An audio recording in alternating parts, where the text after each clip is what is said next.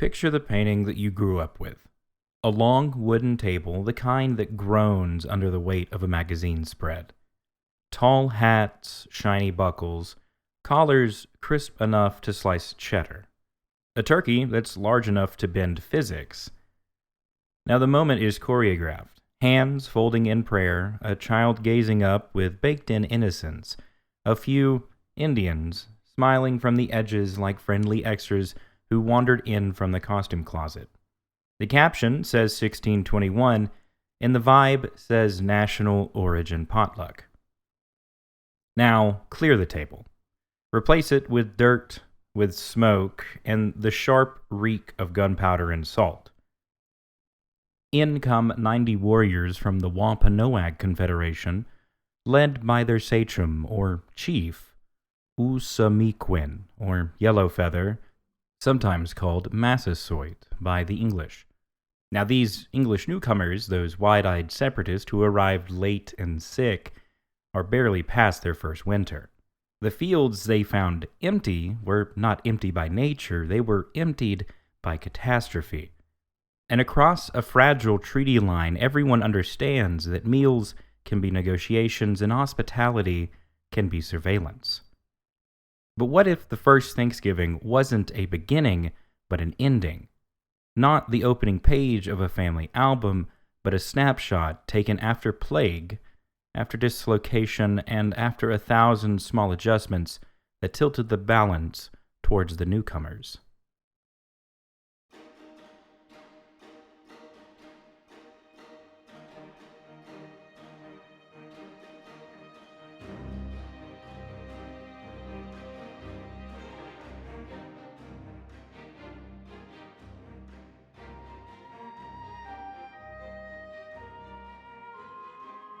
Welcome back to Naked History, the show where we dust off the stories, spot the fine print, and then read it aloud like grown-ups. I'm Dyllan, your host, your guide, your turkey carver of myths, and the person who will absolutely ask who did the dishes in 1621 and why we keep forgetting their names. Today on the podcast, we're going to be talking about the Thanksgiving that we don't tell. Yes, there's food, and yes, there's gratitude, but there's also context, epidemics, alliances, and a room temperature understanding that survival requires strategy. We'll keep the candor without losing the warmth, I promise. Think of coastal New England, or present-day Massachusetts, Rhode Island, and into Maine, as a network of villages with a deep memory. These fields were tended by Three Sisters agriculture, or corn, beans, and squash as the native peoples knew them. Within them, shell middens were rising like libraries of meals past, and trails that looked like roads, but were really arteries for deeper connection. Between 1616 and 1619, something terrible rips through this world. Now, the English accounts have it as a plague, but modern scholars suggest leptospirosis, smallpox, viral hepatitis, or lethal combinations of all the above. But whatever the cause, the morality is catastrophic in some coastal communities. Now, when people die, knowledge disappears with them. Who to marry, when to plant, how to read the sky. A community's resilience is a braid. Untangle enough strands, and the whole thing slips. For the Wampanoag and their allies, the loss isn't only bodies, it's the experienced auntie who knows how to store corn against damp, the uncle who remembers a border dispute from 20 summers ago. The thinning of elders is a political event. Epidemics also redraw maps. Villages relocate, consolidate, or stand abandoned. Houses with roofs intact, fields already cleared. To English eyes arriving in 1620, this looks like providential vacancy. To native eyes, it is the blunt aftermath of a blow, a silence that wasn't earned by the season. So when you walk into a room where mourning just happened, you don't call it opportunity, unless, of course, you cannot read the grief. Now, demographic shock also emboldens rivals. The Narragansett to the west hadn't suffered the same losses, and strength loves a vacuum. As a result, trade routes wobble, tribute patterns fray. Where a sachem once spoke with confidence, the best he can do now is hedge his bets. Now enter the English, fishermen, traders, and then the Mayflower. Some plan to stay, many plan to plunder the shore and sail away. But even the temporary ones bring guns, steel, copper kettles, woven cloth, and diseases that don't care about intent. From Massasoit's vantage, you can't stop ships from breathing in and out along your coastline. You can either ignore them and hope, fight them and bleed, or manage them. Now, management in this time looks like this. You speak through an interpreter, you set up terms on hunting and mutual defense. You leverage their desire for food and furs to secure your own needs. Keep the English near Patuxet, and their presence help deters Narragansett pressure. You don't have to love the English to use them, but use is a two-way street. The English are also tallying what you can offer: corn in spring, local knowledge, and a buffer against other native powers. Meanwhile, settlement pressure is a slow ratchet. A trading hut becomes a winter, a winter becomes a fence, and a fence becomes a boundary dispute. By the time it's a lawsuit, the landscape is already different. So when you hear peace treaty, understand it as a truce with ambitions on both sides. Now, if you want to feel the textures here, find Wampanoag oral histories that foreground the continuity of community through catastrophe. And pair them also with English primary accounts like Mourt's Relation of 1622 and William Bradford's Of Plymouth Plantation. The trick isn't to pick a winner, it's to read between them. English writers often record what impressed them: the guns, the crops, miraculous survival. However, native oral histories remember what mattered: kin networks, land stewardship, and the cost of contact. Now, that overlap is where events sit, and the gaps are where interpretations live. Now, one of the most significant characters of Thanksgiving is Tisquantum, or Squanto in school books. He comes to us already bent by other people's stories. Around 1614, English Captain Thomas Hunt abducts Tisquantum and others near Patuxet. Hunt tries to sell them in Malaga, Spain.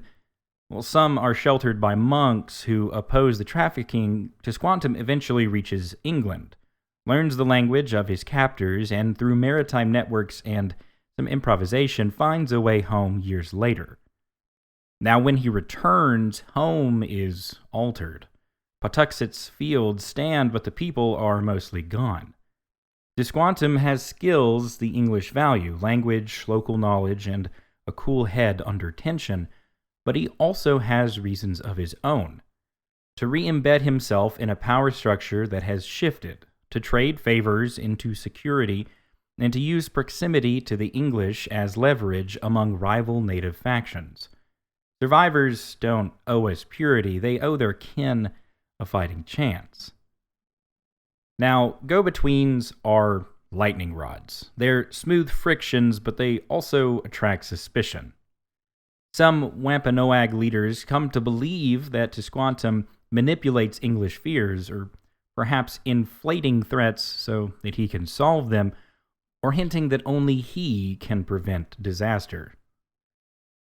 At one point, Massasoit demands the English to hand Tisquantum over, and the English refuse, calculating that losing their interpreter mid-game is a strategic own goal. From the English side, Tisquantum often reads as a miraculous helper sent by Providence. That tidy frame erases his agency and the unequal treaty he's helping to maintain. Now, from the native side, he can look like a man playing a dangerous double role because every role available to him is dangerous. Holding contradictions together is not hypocrisy, it's just how people survive occupations, plagues, and politics. So, if your memory of Squanto includes a single feather and a basket of corn, upgrade your mental image to sailor, prisoner, linguist, negotiator, risk-taker, and at times, problem. Now, stepping back into autumn of 1621, what's actually happening in the surviving accounts? The colony at this point had scraped through the season that could have been its last. Edward Winslow, writing in Mourt's Relation, notes a harvest celebration, men practicing at arms, the bounty of wildfowl, 3 days of, quote, entertainment and feasting, and the arrival of about 90 Wampanoag men, led by Massasoit. There is hunting, there are games, and William Bradford, writing later, underscores that the colony is finally not starving. Now, what isn't in the sources is almost as important: the word Thanksgiving as a named holiday. Now, a turkey is named as centerpiece with the buckle hats, hand turkeys, or a cross-cultural children's choir, but in 17th century English practice, a Thanksgiving is a religious observance, often a fast, declared for specific deliverances. Now, the 1621 event reads like a secular harvest festival with some political overtones. What's also missing from many retellings is labor. After the first winter, Plymouth's adult English women are tragically few, commonly summarized as 4, sometimes 5, depending on the sources. Now, cooking for an entire colony and 90 armed guests is a brutal logistic feat that vanishes in many of the postcards. Women's work is the wallpaper of most origin stories. Now, it's there, holding up the room, and is almost never named. So Winslow says fowl, plural. So this includes duck, goose, maybe swan, and sure, possibly a turkey, but the specificity belongs to venison, which is the 5 deer provided by the Wampanoag.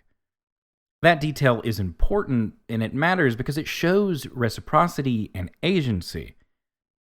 The guests are not passive recipients of colonial generosity. They provision, they perform, and they signal strength. Another important detail is the 90 men. That matters because this is not a family picnic, it's a display. Arms practice makes noise. Noise invites attention, and attention invites response. If the Wampanoag heard gunfire and arrived to see if it was the start of trouble or to ensure balance, they were reading the air correctly. An encounter can be lively and joyous and also very tense at the same time. Anyone who's navigated in-law politics at a holiday meal understands this deeply. Now, the warm glow people paste onto 1621 cools a little faster than you think whenever you turn the calendar back to 1636 with the Pequot War. Colonial forces allied with some native nations, such as the Narragansett and the Mohegan, to attack the Pequot. At Mystic, in May of 1637, they set a fortified village ablaze. Hundreds die, including women and children trying to escape. Now, English leaders then proclaim a day of Thanksgiving, not for harvest, but for victory. This is a different event from 1621, but our modern holiday braids meanings. When you say Thanksgiving without rescue lines to nuance, you end up in a montage of cuts from feasting to conquest and back again without warning captions. Many Native people mark the national holiday with the National Day of Mourning in Plymouth, a ceremony of grief, survival, and testimony that insists on the present, not just the past. Now, celebration versus commemoration is interesting. So celebration says we did it. Commemoration says we remember it. The U.S. holiday now tries to be both. That's why some families feel dissonance. Adorable hand turkeys 1 minute, and a creeping sense that the story is missing pieces the next. You can keep the meal and the gratitude without refusing the erasure. You can teach kids how to set a table and how to set a context. That's not a buzzkill, that's integrity. And this is the pivot. If your table includes people whose ancestors survived conquest and removal, then your blessing is richer when it names that survival.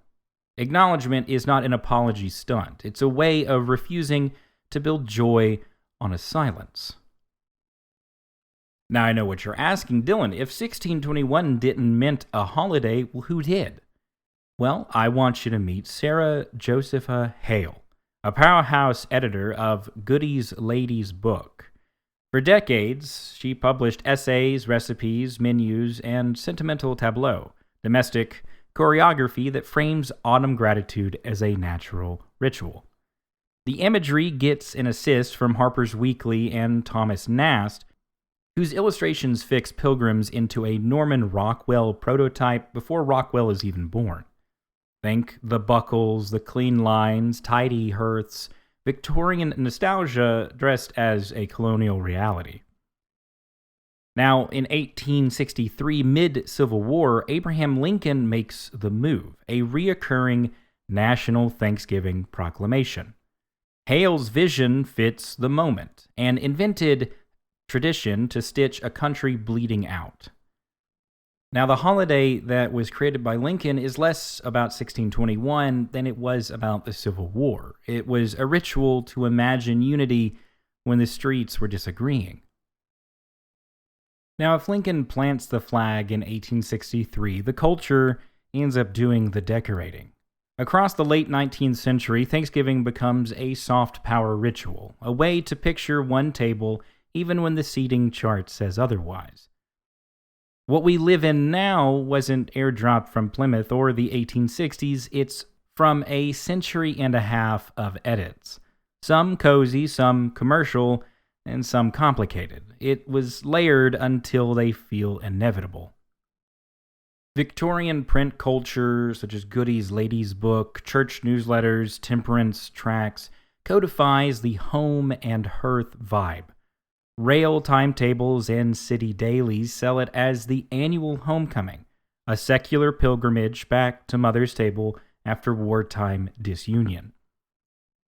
Charity braids in itself very early, church kitchens and civic clubs serving Thanksgiving dinners for the poor, quietly cementing the day as both feast and public service. Gratitude is supposed to overflow the plate. Now, by the 1890s to the early 1900s, the classroom takes over the story. Progressive-era educators stage pilgrims plus smiling Indians pageants. Cheap to costume, easy to digest, but disastrously flattening. Menus, standardized throughout cookbooks and women's magazines, give you cranberries from New England bogs, pumpkin pie is sweet shorthand for autumn, and stuffings done in a dozen regional dialects. Parades began to surface, grafting civic spectacle into domestic ritual. The first hint that this day is about to become a mass media event. Now, radio makes Thanksgiving portable, and the big city parade turns into a show. Macy's balloons float the holiday across boroughs and into living rooms, while football becomes liturgy. College rivalries first, and then the NFL's baked-in games. So for many families, kickoff becomes a second prayer. Norman Rockwell seals the mid-century mood with Freedom from Want, a World War II canvas that freezes a feeling, abundance and safety arranged around a glowing table. It's aspiration disguised as a snapshot. And then comes the calendar fight. In 1939, Franklin Delano Roosevelt nudges Thanksgiving earlier to lengthen the shopping season. The country invents Friendsgiving to describe the backlash. Governors disagree, and some states celebrate on different Thursdays, and for a couple of years the nation keeps two holidays at once. Eventually, Congress locks it down to the fourth Thursday in 1941, but the tension, gratitude versus commerce, doesn't vanish. It just goes back quiet until Black Friday finds a megaphone. Now, through the 1960s and 70s, as civil rights and Red Power movements challenge national myths, Thanksgiving becomes a site for counter-memory as well as comfort. Native activists foreground surveillance and sovereignty, while some households add a truth-telling toast before the pie. Others doubled down on the Rockwell imagery, and the holiday starts to mean different things in different rooms, finally reflecting a country that has many rooms. In the 2000s, however, the ritual loosens and stretches. We see Friendsgiving give rise in crowded apartments, on campuses, and on bases. Chosen family tables where the cast is fluid and the rules are soft. Food media reframes the menu from tradition to technique. Spatchcocked birds, dry brines, gluten-free pies, vegan mains. Regional revival booms. Oyster dressing in the mid-Atlantic, tamales in Texas kitchens, lumpia in California, reminding everyone that American food has always been plural. Locavore and sustainability movements nudge the feast towards seasonal produce and waste reduction, and an explicit nod that corn, beans, and squash sit on the table thanks to indigenous agricultural genius. Now, retail creep eventually will push back, and for much of the 2010s, Black Friday absorbs Thursday and stores fling open while the dishes are still warm. Then some brands reverse course, closing on Thanksgiving to give the day back to employees. The push-pull goes public. It's gratitude versus consumption, and it becomes a brand stance, not just a private interaction. Now, in the most recent years, the pandemic specifically resets the marrow of the ritual. Small tables, porch drop-offs, Zoom toasts, distance, and grief force the question: what is essential, and specifically, what is essential to you? A lot of families answer with people and story. When the big gatherings return, new habits stick. An outdoor walk, a remembrance candle, a roll call of helpers from that year. The holiday feels quieter in some places, but sturdier in others. And with all of this shifting, language shifts as well. Post-2000, classrooms and children's books move from pilgrims and Indians towards place-based history. Wampanoag specifically, treaties specifically, sovereign specifically, and present tense native nations in their own voice. Land acknowledgments reach the mainstream with an important caveat from native writers and educators that they only matter when paired with relationship and action. Now, in practice, that looks like supporting native organizations, learning from tribal sources, or paying rent where appropriate, either physical or moral. Media coverage of the National Day of Mourning in Plymouth becomes more and more visible, helping non-native listeners understand the holiday as both celebration and commemoration. Two true things held at once. Now, the table is still where we bring the year's arguments. Polarization makes the rooms tense, but many homes shift toward structured gentleness. One truth-telling minute at grace, a story round where each person names someone who got them through the year, a gratitude jar that lets the quiet speak without cross-exam. We don't have to litigate history at each other to live truthfully with it. The goal is formation and understanding, not victory. So how do we respect and remember without turning dinner into a guilt trip? Start light and specific. One sentence at grace. We are gathered here on land stewarded by the Wampanoag and their neighbors for millennia, is plenty for a first year. If you pair acknowledgement with one small action, such as a donation to a local native organization, a book by a native author read aloud before dessert, or purchase from a native-owned business, also important is to tell a true origin in kid language. There was a harvest party in 1621. People were relieved to be alive. Wampanoag guests came, and it was complicated. Cook credit into the menu with a Three Sisters dish that say why intercropping matters. Build gratitude that remembers we're thankful for this food and for each other, and we're responsible for the stories we carry. Then, point forward with a simple promise. A neighbor you'll help, a volunteer day you'll share, a plan to vote together.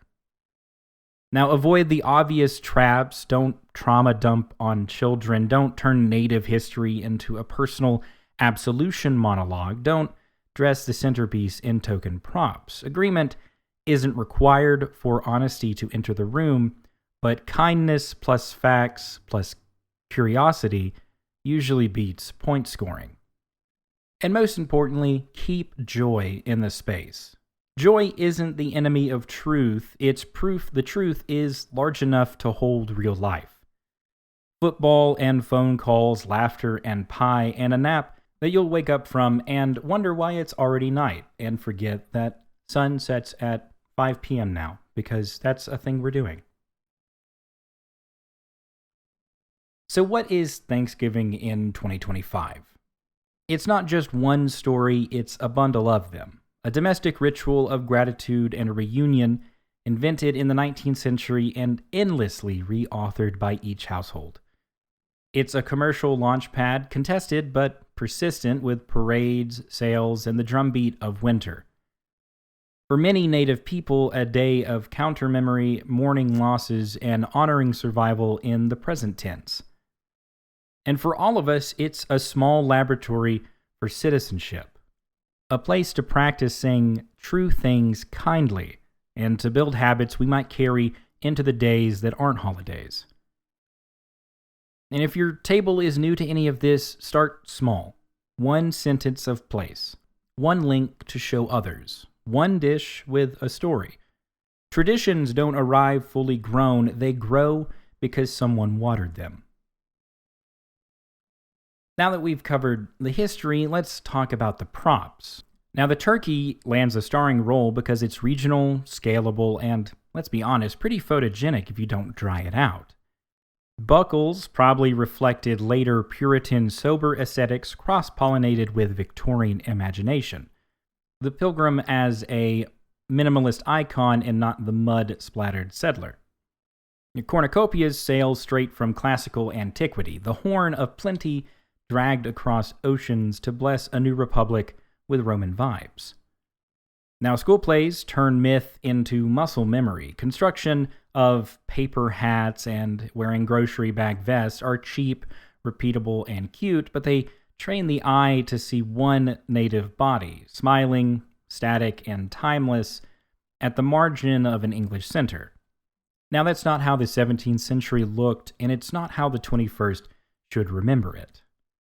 Here's the ethical line that keeps the warmth without the whitewash. Center present tense native nations, the Mashpeh Wampanoag or the Wampanoag tribe of Gayhead or Aquina in their storytelling. Replace they were with they are. Skip the guilt as performance art. No one is auditioning for absolution. A healthy ritual says we remember the cost and we honor the people. We refuse to erase, but we practice gratitude in a way that doesn't require amnesia. When myths stick, it's because they're doing cultural work. They're soothing fears, manufacturing unity, or branding a nation. Now, we don't have to throw them away, we just have to label them within context and keep them on a higher shelf. For display, not for evidence. Now, if you're wanting to input any of this into your Thanksgiving celebration this year, please do, but make sure it's short, specific, and most importantly, true. Now, if the kids ask questions, that's great. You just opened a door to educate historically. Name the 1621 Alliance and the idea that alliances take maintenance. It gives you the opportunity to ask which of ours needs tending this year. Read a paragraph from either Winslow or Bradford and let the odd, clipped 17th century voice ping around the room. Link the day to the present, mention the National Day of Mourning in Plimoth, or pick a local native organization or a small family donation. And cook with context. I always encourage people to add Three Sisters sides, and you can fit in a little info as to why intercropping works. It tastes good and it gives credit where it's due. Now, quoting Winslow before we leave is, quote, "Amongst other recreations, we exercised our arms, many of the Indians coming amongst us, and for 3 days we entertained and feasted." Which is a reminder what we inflate into national myth often begins with a shrug in a letter. Now, primary sources don't end debates, but they do anchor them. They keep us from drifting into wishful thinking. Now, if 1621 does mark an ending, it's the end of a world where coastal New England's political balance tilted toward the long-standing native systems. After 1616 and 1619, after the ships, after the treaty, the board is reset. The Harvest Party shows a colony surviving, and it also shows a confederation adapting under duress. That mix, resilience and risk, deserves a place at the table. Gratitude doesn't shrink under context, it widens. It can hold the joy of gathering, the ache of missing people, and the debt we owe to the land and to those who have kept it alive. If that sounds heavier than a clip art version, good. The truth often weighs more because it carries more. If the neat postcard version of Thanksgiving taught us comfort, the fuller story asked for courage. Courage to hold two truths at once, that gathering around a table is beautiful, and that the land we gather on carries older names and even older memories.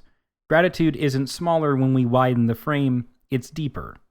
It becomes less of a mood and more of a practice. Maybe that's the invitation this year. Practice. Practice noticing who taught you to cook what's on your plate. Practice naming the peoples who kept this place alive long before 1621.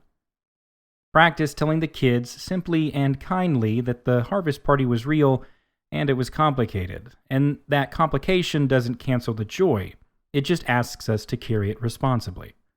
If someone at your table is hearing this for the first time, let it be gentle. Let curiosity do the work that guilt never could.